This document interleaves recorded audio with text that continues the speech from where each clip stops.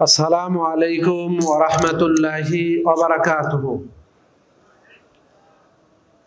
ইন্নাল হামদালিল্লাহ ওয়াস সালাতু ওয়াস সালামু আলা আশরাফিল আমবিয়া'i ওয়াল মুরসালিন ওয়া আলা আলিহি ওয়া সাহবিহি আজমাইন, আম্মা বা'দু।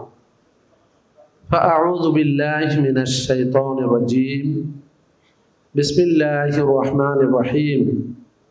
ইয়া আইয়ুহাল্লাযীনা আমানুস্তাঈনু বিস-সাবরি ওয়াস-সালাহ ইন্নাল্লাহা মা'আস-সাবিরিন।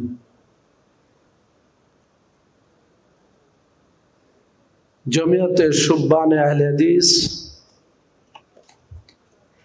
11তম কেন্দ্রীয় সম্মেলনের সুযোগ্য সভাপতি শেখ মোহাম্মদ আব্দুল্লাহ আল ফারুক হাফিজাহুল্লাহ, প্রধান অতিথি বাংলাদেশ জমিয়তে আহলে হাদিসের সুযোগ্য সভাপতি অধ্যাপক ডক্টর আব্দুল্লাহ ফারুক হাফিজাহুল্লাহ বর্তমানে সৌদি আরবে আছেন।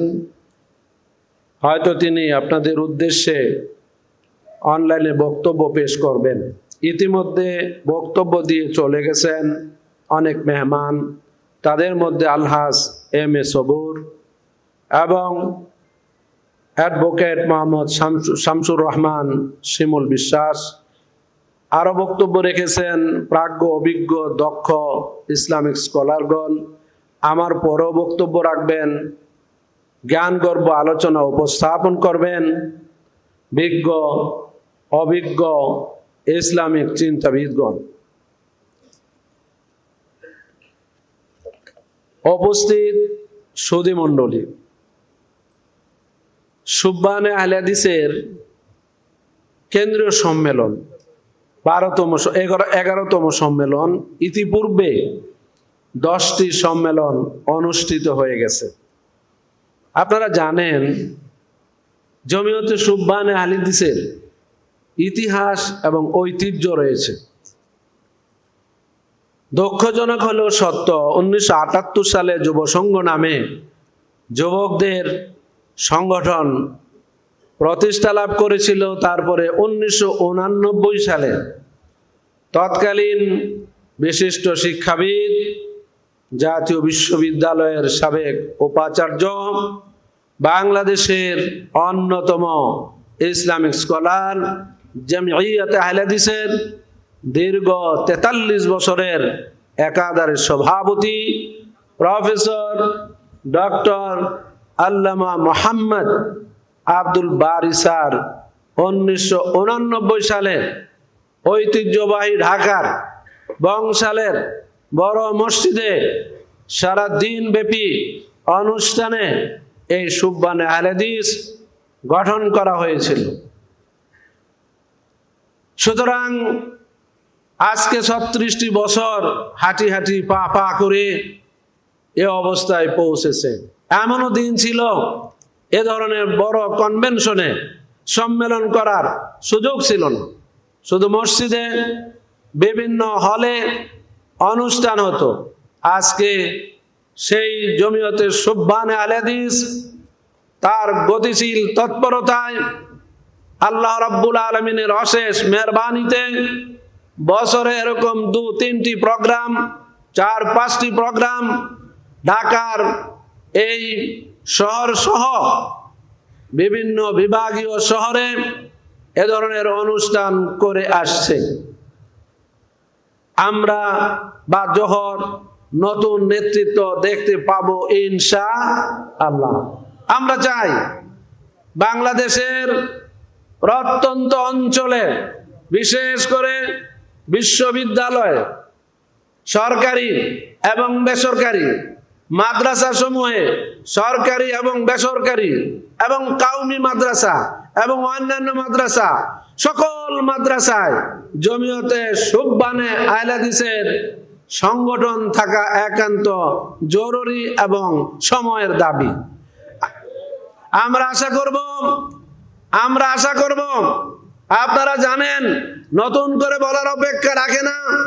গত বছর এই দিনে বাংলাদেশের মধ্যে বলতেই হবে 16টি বছর ফ্যাসিবাদী শাসনের কারণে আমাদের দেশের ইসলামী শিক্ষা ব্যবস্থাকে ধ্বংস করে দিয়েছিল এবং অর্থনৈতিক যতগুলো প্রতিষ্ঠান ছিল সবগুলো প্রতিষ্ঠানকে তারা ধ্বংস করে দিয়েছিল এবং বাংলাদেশের ভিত্তিমূলে তারা হামলা করে চুষে চুষে এই দেশ থেকে অনেক অর্থ পাচার করেছিল। সম্মানিত সুধী, বিনয়ের সাথে বলছি, আমরা উড়ে এসে জুড়ে বসছি। আমরা বাংলাদেশের জনগণ, আমরা বলি এই বাংলাদেশে আমাদের 3 কোটি থেকে 4 কোটি আহলুল হাদিস রয়েছে। আমরা যদি ঐক্যবদ্ধ হতাম, আমাদের যদি ছাতা একটা থাকতো, আমাদের যদি ব্যানার একটা থাকতো, আমাদের ঐক্য আরো মজবুত হতো। কি বলেন ঠিক কিনা? যারা দ্বিধা বিভক্তি হয়েছে, বিভক্ত করেছে, তাদেরকে অবশ্যই আল্লাহর কাছে ক্ষমা চাইতে হবে, মাপ চাইতে হবে। সহজে মাপ পাওয়া যাবে না, কেননা মহান আল্লাহ রাব্বুল আলামিন সুস্পষ্ট ভাষায় পবিত্র কোরআনুল কারিমে ঘোষণা দিয়েছেন, ওয়াতাসিমু বিহাবলিল্লাহি জামিআন ওয়া লা তাফাররাকু, তোমরা পরস্পরে ঐক্যবদ্ধভাবে কোরআন এবং সুন্নাহকে ধারণ করো, কোরআন এবং সুন্নাহ অনুযায়ী নিজের জীবনকে পরিচালিত করো। বাংলাদেশ জমিয়তে আহলে হাদিস সহ সুবহানে আহলে হাদিস সেই কিতাব এবং সুন্নাহর দিকে মানুষ দেখে নিরলসভাবে কঠোর সাধনা করে, কঠোর পরিশ্রম করে, কেন্দ্রীয় সংগঠন থেকে জেলা সংগঠন, এলাকা সংগঠন, শাখা সংগঠন, বিভিন্ন প্রতিষ্ঠান এই নিরলস প্রচেষ্টা করে দাওয়াতি পয়গাম, দাওয়াতি কর্মকাণ্ড তারা পরিচালনা করছে, যার কারণে আল্লাহর অশেষ মেহেরবানিতে কি বলেন বাংলাদেশে পরিবর্তন আসছে না? আগে অনেক সময় মসজিদগুলোতে সালাত আদায় করতে গেলে পায়ে পায়ে মিলাইতে দিত না, রাফুলে আদায় করতে দিত না, আমিন জোরে মসজিদ থেকে বললে পরে বের করে দিত। এখন তারাও কম বেশি এই ঢাকা শহরে শুরু করে দিয়েছে, বলেন না আলহামদুলিল্লাহ।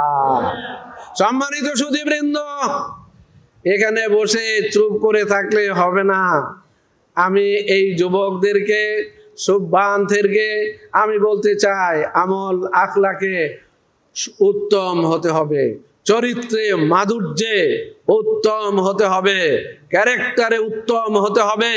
বিশ্বনবী জনাবে মুহাম্মদ রাসূলুল্লাহ সাল্লাল্লাহু আলাইহি ওয়াসাল্লাম স্পষ্ট করে বলে দিয়েছেন, তিনি হলো প্রকৃত মুমিন, তিনি হলো উত্তম মুমিন যার চরিত্র উত্তম, যার চরিত্র ভালো। সম্মানিত ভাইরা আমার, সেজন্য বলি চরিত্রে মাধুর্যে, আচরণে, ব্যবহারে আমরা যেন আরো উন্নত সারক হতে পারি। মহান আল্লাহ যেন আমাদেরকে তৌফিক দান করেন। তা না হলে ক্যারেক্টার লস্ট, এভরিথিং লস্ট। চরিত্র খারাপ তো সব খারাপ হয়ে যাবে। বড়দেরকে শ্রদ্ধা, ছোটদেরকে স্নেহ করার দরকার আছে না নাই? যদি ছোট হয়ে মনে করেন অনেক হয়ে গেছি গা, বড়দেরকে শ্রদ্ধা করার কোনো দরকার নাই। এই ধরনের আচরণ পরিত্যাগ, পরিত্যাজ্য, পরিহার করা একান্ত অপরিহার্য। আমাদের প্রিয় নবী তো চমৎকার করে বলে দিয়েছেন, যারা এ ধরনের কর্মকাণ্ড করে না, বড়দের শ্রদ্ধা করে না, ছোটদের স্নেহ করে না, লাইসা মিন্না, তারা আমার দলের লোকই না, তারা আমার দলের অন্তর্ভুক্তই না। আমি আমার ছোট ভাইদেরকে, আমি আমার জমিয়তের সুবহানদেরকে বিনয়ের সাথে বলতে চাই, এই আচরণগত ত্রুটি থাকলে আমরা অবশ্যই পরিশুদ্ধ করে নেক আমলের দিকে আমরা ধাবিত হব। এই যৌবন বয়সটা একটা গুরুত্বপূর্ণ বয়স। আল্লাহর নবী স্পষ্ট করে বলে দিয়েছেন, ওই যুবকেরা আরশের নিচে জায়গা পাবে যারা ওয়াসাবুন নাসাফি ইবাদাতিল্লাহ, যারা যৌবন বয়সটাকে আল্লাহর ইবাদতে কাটিয়েছে। এই হাদিসের শেষাংশে চমৎকার করে বিশ্বনবী বলে দিয়েছেন, ওরাও আরশের নিচে জায়গা পাবে। কোন অবলা নারী, সুন্দরী এবং ভালো বংশের নারী যদি তাকে কুকর্ম করার জন্য আহ্বান জানায়, যুবক যদি বলে ইন্নী আখাফুল্লাহ, আমি স্বয়ং আল্লাহ রাব্বুল আলামিনকে সমীহ করি, ভয় করি, সেই ধরনের চরিত্রে মাধুর্যে সুবহানদেরকে এগিয়ে আসতে হবে। আল্লাহ যেন সেই তৌফিক দান করেন। সম্মানিত সুধী, উপসংহারে দুই একটি কথা আমি বলতে চাই। বক্তৃতা দীর্ঘ করার কোনো সুযোগ নেই। অনেক অভিজ্ঞ দক্ষ প্রাজ্ঞ গবেষকগণ, স্কলারগণ আপনাদের সামনে মূল্যবান বক্তব্য উপহার দিবেন। সেজন্য আপনারা অপেক্ষমান। সারাদিন ব্যাপী এই প্রোগ্রাম। আমি বলতে চাই, নতুন যে কমিটি হবে ঘোষণা করা হবে, সভাপতি, সেক্রেটারি সহ যে সংগঠন, যে দল আপনাদের সামনে উপস্থাপন করা হবে। আমি জানতে পেরেছি ইতিমধ্যে সারা বাংলাদেশের 64টি জেলার মধ্যে 43-43টি জেলার মধ্যে সুবহানের কার্যক্রম রয়েছে। আগামী এই 2 বছরের মধ্যে প্ল্যান করে, পরিকল্পনা করে 64টি জেলায় আমাদের দাওয়াতকে পৌঁছে দিতে হবে। সুবহান অশিক্ষিত লোকদের মধ্যে কাজ করে না। জমিয়ত অনেক অশিক্ষিত লোকদের সাথেও কাজ করে, ডিগ্রিবিহীন লোকদের সাথেও কাজ করে, কিন্তু সুবহান ছাত্রদের সাথে, শিক্ষিত লোকদের সাথে কাজ করে। গত কদিন আগে ঢাকা বিশ্ববিদ্যালয়ে একটা কমিটি গঠন করা হয়েছে। সম্মানিত সুধী, সেখানে আল্লাহর ফজল করমে অনেক ছাত্র আমরা পেয়েছি। তাদেরকে আমরা উদ্দেশ্য করে বাংলাদেশ জমিয়তে আহলে হাদিসের সেক্রেটারি জেনারেল সহ, আমি সহ তাদেরকে উদাত্ত আহ্বান জানিয়েছি। আশেপাশে অনেকগুলো ইউনিভার্সিটি আছে, কলেজ আছে, বিশ্ববিদ্যালয় আছে, প্রাইভেট আছে, সরকারি আছে, সকল বিশ্ববিদ্যালয়ে সুবহানের দাওয়াতকে পৌঁছে দিতে হবে। শুধু কাওমি মাদ্রাসায় সীমাবদ্ধ থাকবো তা না, আলিয়া মাদ্রাসায় সীমাবদ্ধ তা না। ঢাকা বিশ্ববিদ্যালয়ে মধুর ক্যান্টিনে এখন কথা বলা যাচ্ছে, বসা যাচ্ছে, আলহামদুলিল্লাহ বলতে পারবো না। এমন এক সময় আমরা সেই আপনার 84-85 বেসে যখন আমি অনার্সে ভর্তি হই, এই মধুর ক্যান্টিনের কাছে দিয়ে যাওয়ার সময় দোয়াই ইউনুস পইরা যাইতাম। পাঞ্জাবি আর টুপি দেখলে তাদের গা জ্বলে যাইতো। কিন্তু আমরা ওই দিন প্রোগ্রাম শেষ করে মধুর ক্যান্টিনে বসে আমরা চা নাস্তা খেয়েছি, মনটা ভালো লেগেছে। কি আপনাদের ভালো লাগে না?